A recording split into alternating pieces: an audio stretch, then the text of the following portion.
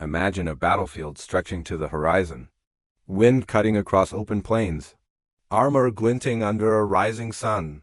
Before a single arrow flies, before swords ever clash, there is a sound that decides the fate of the day, the deep, thunderous rhythm of war horses marching forward. For Christian knights of medieval Europe, this wasn't just noise. It was a signal of power, discipline, and divine authority. It was the announcement of a force that had shaped entire kingdoms. And in this documentary, you're going to discover how these horses weren't just mounts. They were the core engine behind the military. Successive Christian knights for centuries to truly understand how Christian knights used horses to win medieval battles.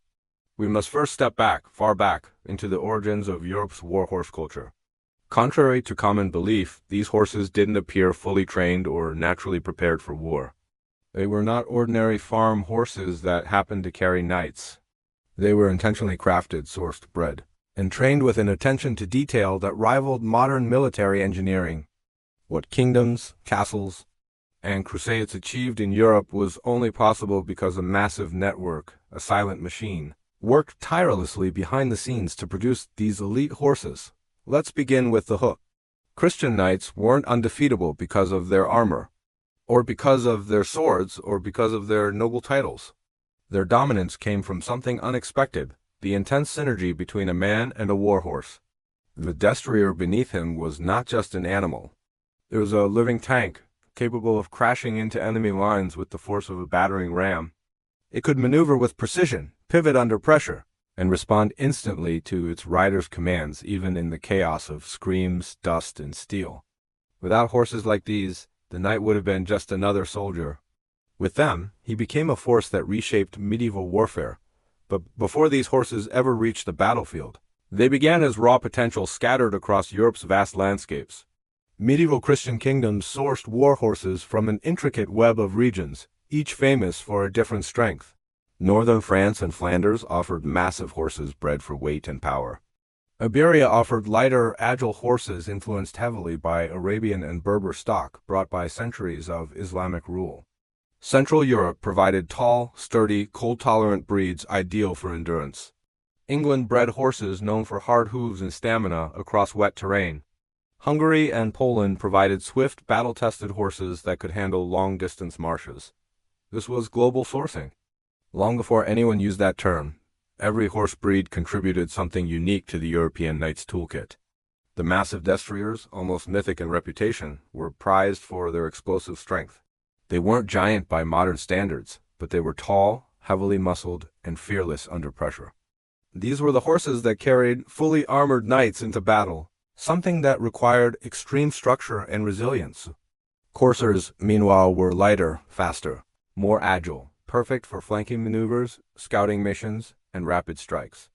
Rounceys served as versatile multi-purpose mounts, dependable during long journeys or when a knight needed a reliable backup. So before battle strategy, before armor fitting, before lance training, the first question medieval commanders asked was simple: where will we get the right horses? Kingdoms established breeding estates exclusively for producing war horses. Monasteries, especially Benedictine and Cistercian communities, invested in breeding programs because horses were assets that supported Christian rulers and military orders. Nobles built stud farms as displays of wealth and military readiness. Even crusading orders like the Knights Templar and Knights Hospitaller created horse management systems that stretched across continents. The Templars were so organized that they had dedicated officials responsible for buying, transporting, and caring for horses across Europe and the Holy Land. And yet, sourcing war horses was not just about location, it was about selection. This is where the medieval system became surprisingly modern. Colts were inspected young. Breeders looked for bone density, muscle potential, temperament, intelligence, and bravery. A war horse needed the courage to charge into a wall of spears, but it also needed the calmness to stand still while arrows rained overhead. It needed strong legs, but not overly long ones. Deep chests for airflow, short backs for armor support, wide foreheads indicating intelligence. Every detail mattered. A single colt that showed signs of future potential could sell for the price of farmland. And these weren't just horses. They were investments. Knights depended on them. Kings financed armies with them. Battles were won because of them. the Christian kingdoms, understood the truth. A knight was created through training and faith, but a war horse was created through generations of breeding, selection, and refinement. By the 12th and 13th centuries, the golden age of knights, the systems behind these horses were incredibly advanced. Horses were traded through cross-regional networks, moved along coastal shipping routes, and carried across Europe through caravan trains. Kingdoms sometimes issued laws that restricted the export of quality war horses because they were too valuable to risk falling into enemy hands. Owning a destrier was a symbol of status. Only wealthy knights, nobles, or elite cavalry commanders could afford one. Yet beyond the political economy of horses, there's a deeper history, one tied to the Christian identity of Europe. War horses were not viewed merely as assets. They were symbols of divine favor. Medieval chroniclers often described Christian knights charging into battle, as if carried by the wings of heaven, a poetic exaggeration. Yes, but one reflecting genuine belief. The idea of the mounted knight was central to Christian military culture. From the Bayeux tapestry to Crusader manuscripts, Europe's self-image of power was inseparable from its horses. But the bond between a knight and his horse wasn't romantic. It was practical and brutal. Training was rigorous. Feeding these horses required enormous resources. Maintenance was constant. Injuries were common. Yet knights remained dedicated because they knew the truth. A knight without a horse was vulnerable. A knight with a war horse was nearly unstoppable. As this documentary moves forward, you'll see how these horses were evaluated, trained, conditioned, armored, and used in battle. You'll see how their existence shaped entire military campaigns.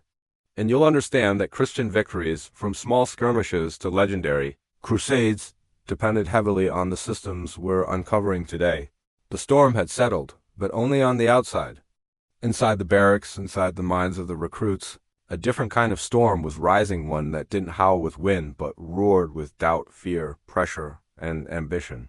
Phase 2 had officially begun, and with it came the transition from simple assessment to absolute transformation. Those who survived Phase 1 now carried a dangerous confidence, but the instructors were trained to crush that arrogance before it grew into weakness. Or, after all, had no space for ego. The sun hadn't even touched the horizon. Yet a whistle blasted through the air and shattered the brief silence that kept everyone asleep. Boots hit the floor instantly. Blankets were thrown aside. Hearts raced. No one waited for orders because hesitation was the first thing that could get a soldier killed. Fall in. Now. An instructor roared from outside. Within 20 seconds, every trainee was in formation. Their breath puffed like smoke in the cold morning air, their eyes half awake but their adrenaline pushing them forward. A few recruits trembled. A few clenched their teeth. And one Rehan stood dead still, eyes locked forward, refusing to reveal even a flicker of fear. The instructor paced slowly. Phase 2, he growled, is where we separate the survivors from the soldiers. If Phase 1 broke your bodies, Phase 2 will break your minds. Only those who rebuild themselves afterward deserve the uniform. No one spoke. No one dared to. Today, the instructor continued, you learn what pressure tastes like. A silent tension swept through the ranks. Move! The training exploded into motion. Recruits sprinted toward the obstacle grounds, climbing walls slick with morning dew, crawling through mud cold enough to numb their fingers, lifting logs heavier than their entire bodies. But this time, there was no expectation of completion. The tasks weren't designed to test strength. They were designed to test decisions under fatigue, accuracy under stress, and loyalty under pain. Rehan vaulted the wall, his body straining, his breath sharp. But he didn't stop. Every second he pushed harder, as if something inside him demanded more. Maybe it was pride, or maybe fear of becoming ordinary. He didn't know, and he didn't have time to figure it out. Rehan. Another trainee shouted as he struggled with the rope climb. Give me a hand. Rehan hesitated, not because he didn't want to help, but because an instructor watched him closely. Helping could be loyalty, or a trap. He grabbed the rope anyway. Hold tight, he said, pulling the trainee upward. But before they reached the top, a whistle shrieked. Two instructors marched toward them. You! One of them barked at Rehan. Why did you help him? Did he ask permission? Did you ask permission? Rehan stood silent, jaw tight, Well? The instructor shouted. Thoughts clashed in Rehan's head. If he said it was teamwork, they'd call him weak.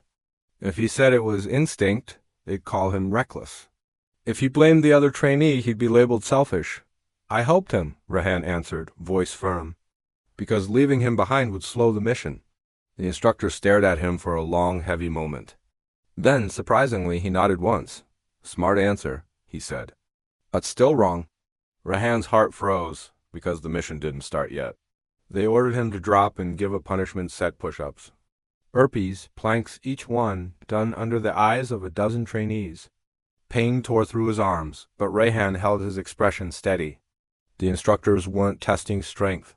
They were testing humiliation tolerance. As he stood up again, the same instructor leaned closer. Remember this, Rehan. A soldier must know when to help, who to help, and why he's helping. Loyalty without strategy is suicide. Rehan didn't argue. He nodded and returned to the formation, sweat dripping into the dust at his feet. But the day wasn't done, not even close. After the physical trials came the mine lab. The recruits were led into an underground facility filled with dim lights and echoing hallways. Here, Phase 2's true purpose revealed itself. You will face simulations, the lead officer announced. Not to show us who you are, but to show you what you fear. One by one, recruits entered a dark chamber. The walls shifted with projected memories, illusions, threats, and mistakes they'd never admitted to anyone. Some recruits walked out shaking. Some walked out crying. Some collapsed entirely. When Rehan stepped into the chamber, the door slammed behind him. Darkness swallowed him whole. At first, he saw nothing. Then slowly images flickered to life. His home. His younger brother watching him with pride.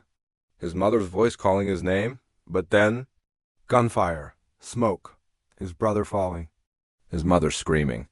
A battlefield rising out of nowhere. Rehan clenched his fists. This isn't real, he muttered. This isn't real. But the chamber didn't care. It twisted the scene, making it worse, sharper, closer. The illusion wasn't designed to scare him, it was designed to expose him. Voice echoed from all directions. What are you fighting for, Rehan? He didn't answer. What are you running from? He still didn't answer. Suddenly, the battlefield vanished, replaced by a mirror. His own reflection stared back at him, but not the confident trainee. The reflection looked tired, fragile, uncertain. You want glory, the reflection whispered. But are you ready for the price? Rehan didn't break. He walked up to the mirror and placed his hand on it. Yes, he whispered back. Because the world doesn't give glory? It demands it. The chamber lights shut off. The door opened. The instructors watched him step out, breathing hard, eyes blazing with something colder than fear, determination. The officer made a note on his clipboard. Rehan. Controlled under psychological pressure. Not shaken. Not broken. But Phase 2 had one final test. The night run. A 12-kilometer sprint through forest terrain with no lights. No guide and no time limit, but with one rule, quit. And you're out. The sun set as the recruits lined up at the forest entrance. Torches flickered in the distance. The wind whispered through the trees. Instructors gave the signal, run. The recruits surged forward. Branches cracked beneath their boots. The night grew colder. The path grew steeper. Some recruits stumbled. Some slowed down. A few sat on the ground, exhausted, refusing to continue, but Rehan didn't stop, not even when his legs felt like they were tearing apart. He pushed through the darkness, through the noise in his mind, through the weight on his chest. And somewhere in that lonely run, he realized something. He wasn't running from fear anymore. He was running with it, using it, taming it, turning it into fuel. Hours passed. The torches of the finish line finally came into sight. Rehan sprinted the last stretch, collapsing to his knees as he crossed the boundary. The instructor approached him slowly. You didn't finish first, he said. Rehan didn't respond, but the instructor added, you didn't stop. That's what matters. He placed a hand on Rehan's shoulder.